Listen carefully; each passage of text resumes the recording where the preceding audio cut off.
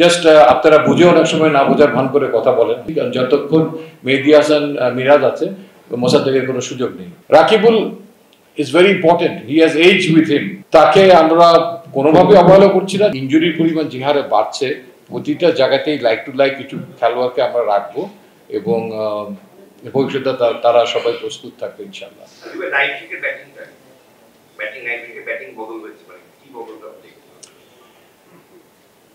এখন যে জিনিসটা আমরা সবাই লক্ষ্য করছি এবং আমরা দলের মধ্যে যেটা চাচ্ছি সেটা হচ্ছে যে হাইয়ার স্ট্রাইক রেটের জন্য একটা ভালো ইন্টেন্সিটিতে ব্যাট করার জন্য। সেখানে আপনি দেখেন যে একে অন্যকে কমপ্লিমেন্ট করছে এখানে তামিম অ্যান্ড পারভেজ ইমন।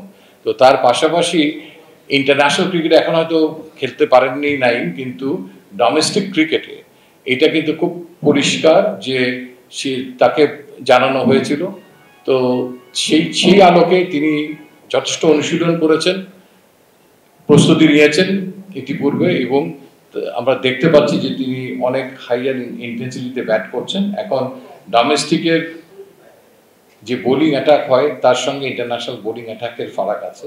তো সেটা তার জন্য একটা ছোটোখাটো একটা চ্যালেঞ্জ আমি বলবো যে তার অপরচুনিটি যখন আসবেন তিনি সেটাকে মানে সেভাবে নিজেকে উজাড় করে দিবেন, সো দ্যাট সবাই যেন অবজার্ভ করতে পারে যে অ্যাটলিস্ট দলের চাহিদা মোতাবেক আমরা শুরুতে যে ইন্টেন্সিটিতে ব্যাট করতে চাচ্ছি, আমাদের দলের শুরুটা পাওয়ার প্লের একটা ইস্যু আছে, সেটাকে যেন অ্যাড্রেস করতে পারে।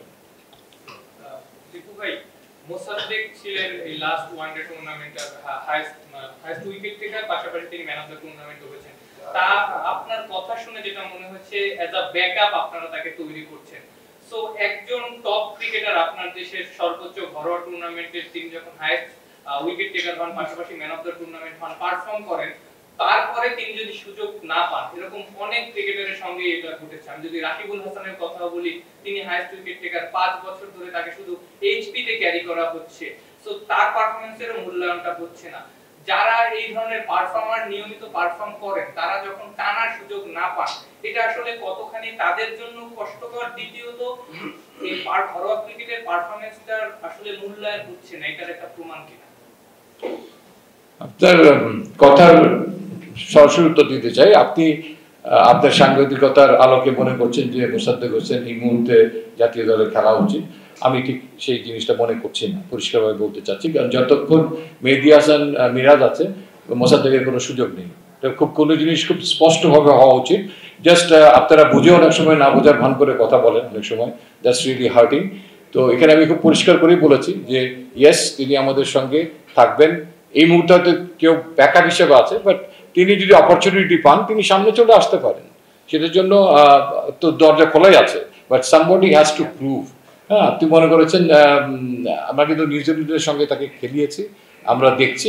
আমার মনে হয় যে কোনো কিছু ঘটে যাওয়ার আগেই অনেক সময় যেমন আপনারা বলেন যে এই খেলোয়াড়টাকে এক ম্যাচ খেলিয়ে বিদায় করে দেওয়া উচিত না।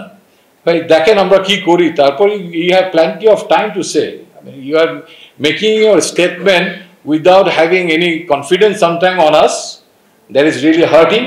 I mean, a cricket nation যারা এগিয়ে যাচ্ছে তাদের সবকিছুতে এগোতে হবে, সমালোচনা অবশ্যই করতে হবে, কাউকে ছাড় দিয়ে দেওয়া উচিত না। বাট আমার কাছে কিছু কিছু মনে হয় যে আগাম অনেকেই, সবাই না অনেকেই বলে ফেলেন।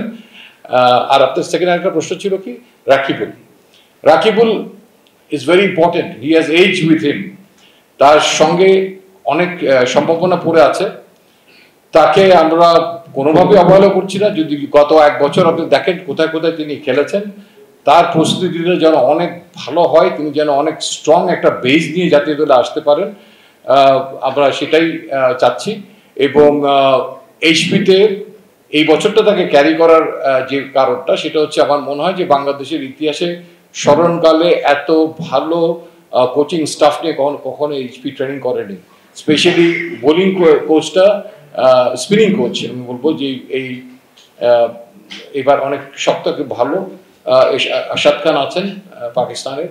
এবং রাকিবুল তার অভিপ্রায় ব্যক্ত করেছেন যে তিনি তার সঙ্গে কাজ করে মনে করছেন যে তার স্কিলের অনেক ইমপ্রুভমেন্ট তিনি দেখছেন এবং তার সঙ্গে আরও কিছুদিন থাকতে পারলে সেটা আরও তিনি ঝালাই করে নিতে পারবেন। সেই অনুরোধের পরিপ্রেক্ষিতে তাকে এইচপিতে রাখা হয়েছে। এবং আপনারা সবাই জানেন যে তানভীর অ্যান্ড নাসুমের পরে পাশাপাশি রাকিবুলই একমাত্র আরেকজন স্পিনার যিনি নাকি সবারই দৃষ্টি আকর্ষণ করছেন ক্রিকেট ফলোয়ারদের। আপনি যেটা বললেন নাইম শেখকে নিয়ে কোশ্চেন, আপনি বললেন ইনটেন্ট চেঞ্জ হয়েছে। ইনটেন্ট বলতে আপনি কি বুঝাচ্ছেন? আপনি যদি নেক্সট ন্যাশনাল টিম ধরি, আমরা এই টিমের ম্যাচগুলোকে সাধারণত কাউন্ট করে থাকি, তাহলে তিনি যেটা করেছেন ফার্স্ট ম্যাচে 18 রান করেছেন 20 বলে, পরের সেকেন্ড ম্যাচে তিনি 40 করেছেন 41 বলে, থার্ড ম্যাচে তিনি করেছেন 6 বলে 4। যদি তার ইনটেন্টটা যদি একটু দেখেন, সবসময় মানে স্ট্যাট বেস জিনিসগুলোর দিকে আমরা অনেক সময় বেশি একটু ফোকাস হয়ে যাচ্ছে। স্ট্যাটটা দেখা দরকার, কোনো সন্দেহই নেই। বাট তিনি যে তার ব্যাটিংয়ের প্যাটার্নটা বদলেছেন, আমার মনে হয় যে খেলাগুলো সব টেলিকাস্ট করা হয়েছে, ডোমেস্টিক ক্রিকেটের খেলাও এবং নিউজিল্যান্ডের সঙ্গে যদি বললেন সেটাও। তো অ্যাকচুয়ালি কেউ যদি লাস্ট করতে না পারে ইনিংসটা, তাহলে অনেক সময় কিন্তু বোঝাটা মুশকিল। বাট এটা পরিষ্কার নেটসে এবং অন্যান্য জায়গার খেলা দেখে যে তিনি অত্যন্ত যোগ্য একজন দাবিদার আমাদের চোখে। আপনার চোখে ভিন্ন কিছু হতে পারে, আমি এটা হইতেই পারে যে কেউ তার মতামত ব্যক্ত করতে পারে। তার পাশাপাশি আমাদের যে অপশন আছে সেই জায়গায় আমরা একটা জিনিস কিন্তু খুব পরিষ্কার বললাম যে আমাদের সিলেকশন ক্রাইটেরিয়ায় দুটো জিনিস। সম্মুর ব্যাপারে আপনারা কথা বলেছেন যে we want as experience player he should bat with more intent, and secondly হচ্ছে যে আমরা কোনো ঝুঁকি নিতে চাইনি এই মুহূর্তে, যে তিনি একটা ইনজুরি থেকে তার recovery process was very slow. So আরেকটা টুর্নামেন্টে সেই জন্য তাকে আরেকটা অন্যতম কারণ বিবেচনায় রাখা হয়নি। সো তারপরে আমার কাছে মনে হয় যে আমাদের কাছে মনে হয়েছে যে এখানে নাইম শেখই অত্যন্ত ডিজার্ভিং ক্যান্ডিডেট, এবং তার ব্যাটিংয়ের কী পরিবর্তন হয়েছে সেগুলো আমরা বলার চেষ্টা করেছি। এবং নাইমের পরে হয়তো বিবেচনা যদি আপনাদের কারোর চোখে কিছু থাকতেই পারে, তো সেক্ষেত্রে আমরা আমাদের বিবেচনায় যে ওই পজিশনটার জন্য নাইম শেখকেই সবচেয়ে উপযুক্ত মনে করছি এই মুহূর্তে।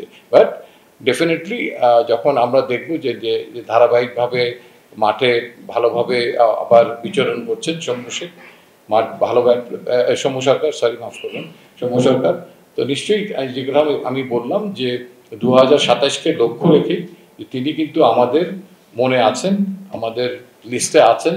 তো কাজেই এখানে অন্য কোনো কিছু চিন্তার অবকাশ নাই। বাট প্রত্যেককে ডিজার্ভিং ক্যান্ডিডেট হিসাবে আসতে হবে। আর কে কত বছর ধরে খেলছেন, কি করেছেন আগে, তার থেকে এখন কি করতে পারেন, কি সক্ষমতা রাখেন, cricket is changing A lot. So that সেই অনুযায়ী প্রত্যেককে নিবেদনটা সবারই বাড়াতে হবে। মাঠে ফিল্ডিং করতে হবে 120 বল কিংবা একদিনের ম্যাচে 300 বল।